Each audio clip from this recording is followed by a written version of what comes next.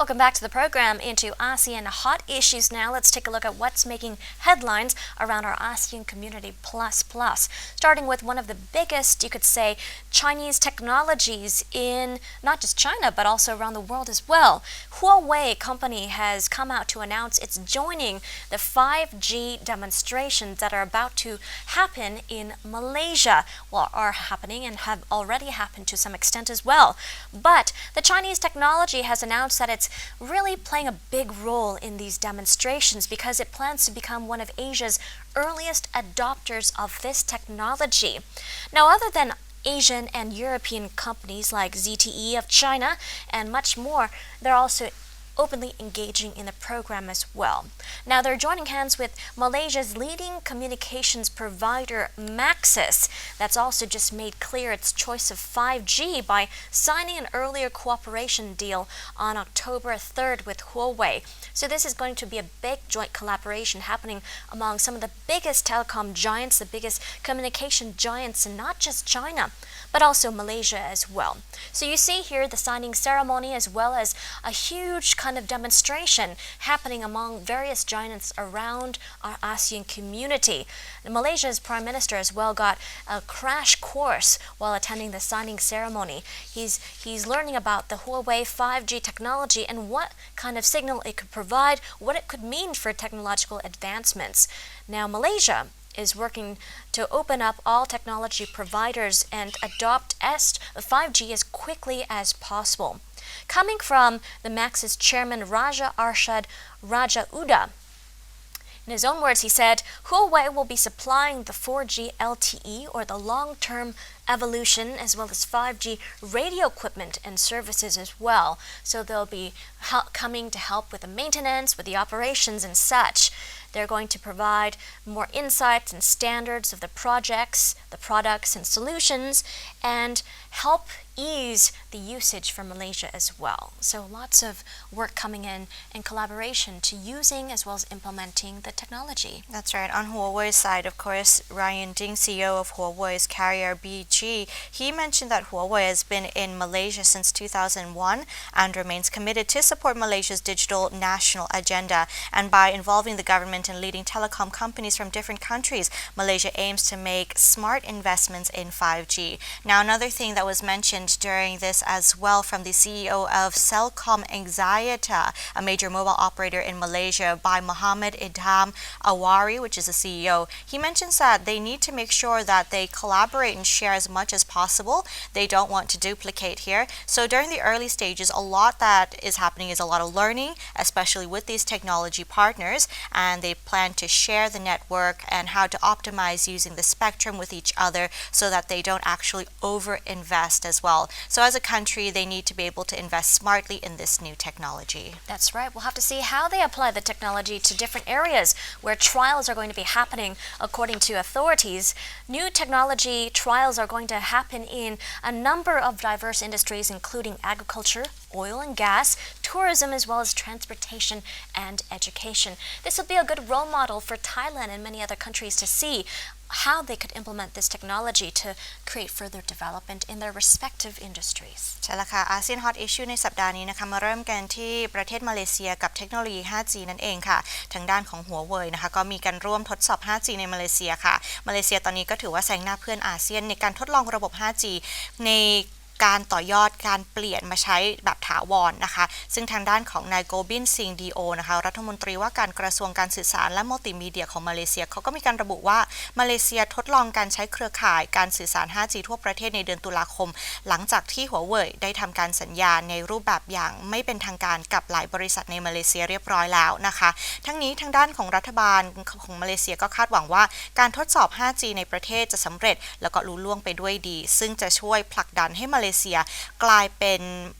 ประเทศที่ใช้เทคโนโลยี 5G อย่างเป็นทางการแล้วก็ครอบคลุมพร้อมกับทำให้มาเลเซียกลายเป็นประเทศในกลุ่มแรกๆของโลกที่ใช้เทคโนโลยีดังกล่าวค่ะทั้งนี้นะคะทางด้านของมาเลเซียเองก็ยังเป็นอีกหนึ่งประเทศในโลกที่เชื่อมั่นในระบบเทคโนโลยีของ Huawei อีกทั้งก่อนหน้านี้ทางด้านของมหาเทียร์ มหามัดนายกรัฐมนตรีของมาเลเซียเขาเคยประกาศว่าจะใช้เทคโนโลยีของ Huawei ให้มากที่สุด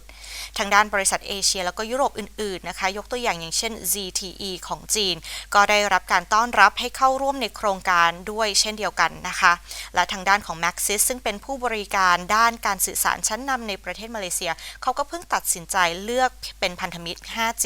นะคะโดยลงนามข้อตกลงความร่วมมือในวันที่ 3 ตุลาคมกับ Huawei อีกด้วย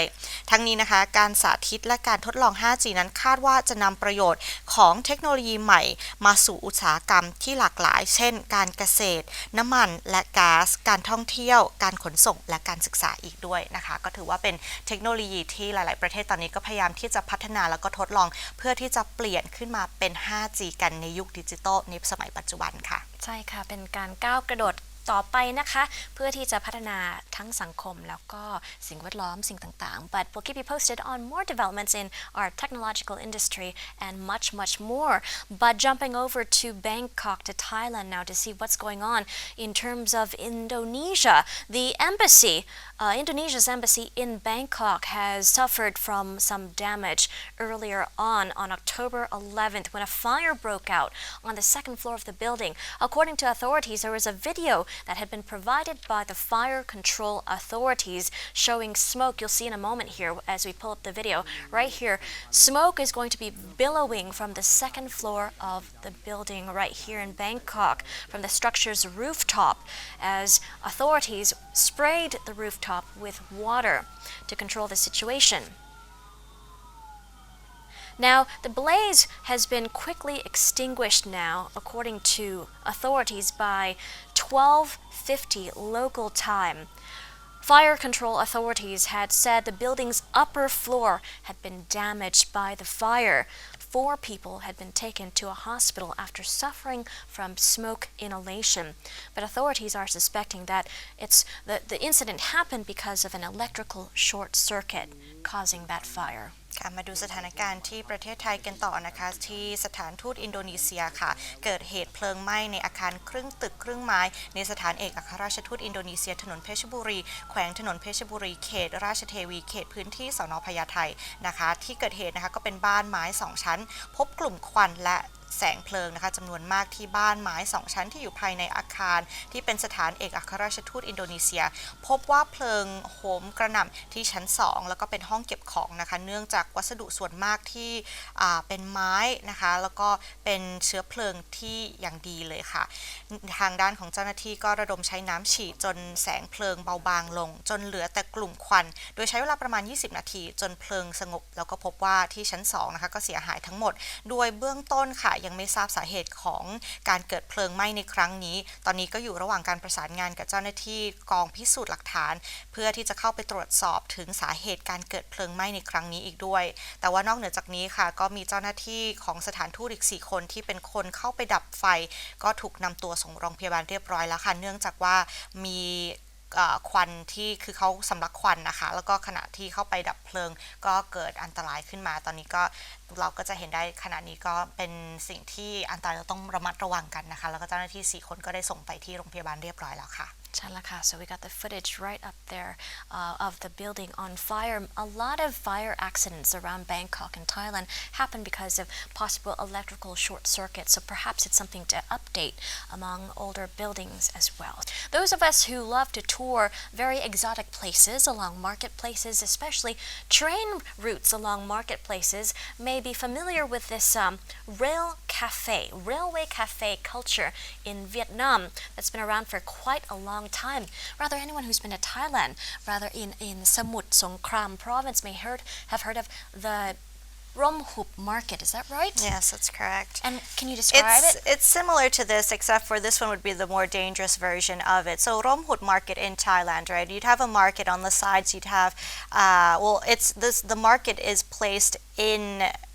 the railway station area or the railway area. So you have a railway, and on both sides you have vendors selling vegetables and fruits and whatnot in the market. Now, whenever a train comes by, however, as the name says it itself, romhup means to like pull back your umbrellas. So they pull back the umbrellas in order to allow the train to go by. Now, in Thailand, however, it's not so dangerous because the train moves very slowly and it's been going around for a very long time. So it creates no danger or harm to any of the tourists that come around. Right. However, this this one here in Vietnam itself, it's a slightly different atmosphere. So the railway station, as we see at the moment now, it's actually located in the back of people's houses. So that's the backyard or the backside of people's houses, and people took this opportunity to create coffee shops from the back of their homes. And we can see that people will be sitting right next to the train tracks. And the dangerous part about it is because they're not supposed to be opening shops there, the train itself doesn't slow down for, coming into this area. So we can see people are sitting on the sides there, coffee shops are open, but the trains move very fast, so it's very dangerous. Right, so just imagine, it's hard to imagine your front lawn being the platform of the train, and the train just speeding right through the front of your house. And that's how close it looks right here at this railway place, the railway cafes that you see along the whole strip of the railroad in Hanoi. But according to authorities here, tourists have been injured, you could say, and not just tourists, but even locals as well, because of how close or the proximity of the train to their respective homes and shops. So authorities are beginning to bar tourists starting October 10th from entering that particular street that you could see here, lined with bars and cafes that lie just a few feet away from these moving trains zigzagging through the streets of Vietnam's capital. But the train line brushes the rear of the houses, as we mentioned, through the city's dense centers. And here you could see vendors strolling along the tracks, selling snacks on skewers, while visitors sit along the railway and soak up the vibes. So this is a hot spot for lots of pictures and amazing, colorful scenery and hustle and bustle, but it comes at an expense of, safety and security. You can see lots of Instagram shots being shot here. At the same time, the railway itself being a centuries-old railway track cutting through these dusty back streets flanked by various shops and stalls. You can see how not a lot is going to change, and authorities have to take action to create this sense of safety for the tourists themselves. So with the interviews being said here, a lot of tourists are going to miss this particular location being open to their visiting. Recent months, tourists are actually trying to soak up the scene here, take as many photos as they can, gathering as many groups and selfies as they can before this scene is actually banned for good. That's right. So we can actually see from the footage here that the authorities do not actually support people to go into the areas. Right. However, it's not an official law that you're not allowed to. So they've been only able to warn people, and as the trains come by, there will be authorities that are shouting that trains are coming as a warning, but there's no official warning that a train is coming. So it's still quite dangerous. Right. And so as a measure, of course, they decided that they are going to need to shut down these shops. That's right. So we'll have to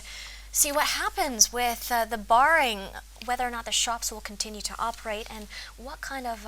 new evolution, what changes these shops are going to evolve into. But altogether, it's going to be missed very much. ใช่แล้วค่ะมากันที่ประเทศเวียดนามนะคะซึ่งเป็นสถานที่ท่องเที่ยวที่หลายคนอาจจะเคยไปแล้วก็ถ่ายรูปกันนะคะเพราะว่าเป็นจุดฮอตสปอตในการถ่ายรูปเช็คอินนะคะแต่ว่าถ้าหากเราดูจากภาพตอนนี้อาจจะนึกถึงตลาดร่มหุบของประเทศไทยแต่ว่าที่นี่นะคะจะอันตรายกว่าด้วยความที่ว่ารถไฟเนี่ยมาอย่างเร็วนะคะทางด้านของกระทรวงคมนาคมเวียดนามเองเขาก็เลยมีคำสั่งให้คณะกรรมการประชาชนกรุงฮานอยค่ะปิดร้านกาแฟที่ตั้งเรียงรายอยู่ริมทางรถไฟในเมืองหลวงที่เวลานี้นะคะก็กลายเป็นสถานที่ถ่ายรูปสุดฮิตจุดหนึ่งของเมืองเลยทีเดียว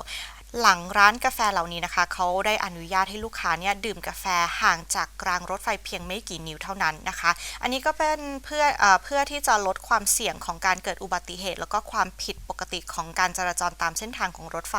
นะคะทางด้านของรัฐมนตรีกระทรวงคมนาคมเขาก็มีคำสั่งให้ปิดร้านกาแฟที่อยู่ริม2ฝั่งของทางรถไฟแล้วก็แนะนำให้ฝ่ายบริหารของเขตแล้วก็เจ้าหน้าที่การรถไฟนะคะทำงานร่วมกันเพื่อที่จะรื้อถอนพื้นที่ก่อสร้างที่รุกล้ำทางรถไฟตามกฎระเบียบค่ะทางรถไฟฮานอยนะคะหรือว่าที่เรียกกันว่าฮานอยเทรนสตรีทนั่นเองถือว่าเป็นจุดเช็คอินแล้วก็จุดที่ถ่ายเซลฟี่ที่ยอดนิยมของนักท่องเที่ยวอีกจุดหนึ่งของเมืองนะคะแล้วก็เป็นเส้นทางรถไฟที่วิ่งไปตามใจกลางย่านเมืองเก่าของกรุงฮานอยอีกด้วยซึ่งทันทีที่ทางเวียดนามเขามีคำสั่งให้ปิดร้านกาแฟริมทางรถไฟนี้นะคะในช่วงสุดสัปดาห์ที่ผ่านมาก็กลายเป็นว่ามีบรรดานักท่องเที่ยวต่างเดินทางมาที่เส้นทางรถไฟสุดฮิตแห่ง ห่งนี้เพื่อที่จะเก็บประสบการณ์เป็นครั้งสุดท้ายก่อนที่ร้านกาแฟต่างๆจะปิดลงไปนะคะถ้าหากเราพูดถึงรางรถไฟเส้นนี้นะคะก็สร้างขึ้นโดยอดีตเจ้าอาณานิคมฝรั่งเศสค่ะ